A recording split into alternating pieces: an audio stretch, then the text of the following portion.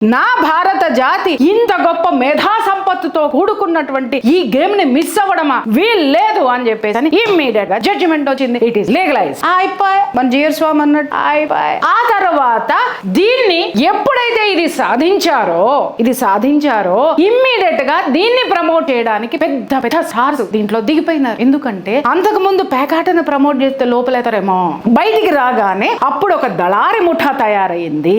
ఆ దళారి ముఠా మొత్తం అంతా కూడా ఒరే నాయనా మనం ఇది ఆడండి అని సామాన్యులు పెడితేనే మనం ఇన్ని కోట్లు సంపాదిస్తున్నాం, అదే కోట్ల మంది ఎవరు చెబితే దిమ్మ తిరిగి మైండ్ బ్లాక్ అయ్యి ఆ కింద పడతాడో ఆడే పండుగాడని పండుగాళ్ళని ఎతకడం మొదలు పెట్టినాయి. ఆ పండుగాళ్ళు ఎవరయ్యా అనంటే క్రికెటర్లు, సినిమా తారలు, అలాగే ఇన్ఫ్లుయెన్సర్లు, వీళ్ళందరూ కూడాను మెయిన్ క్రికెటర్స్ అందరూ మన ఖాన్లందరూ.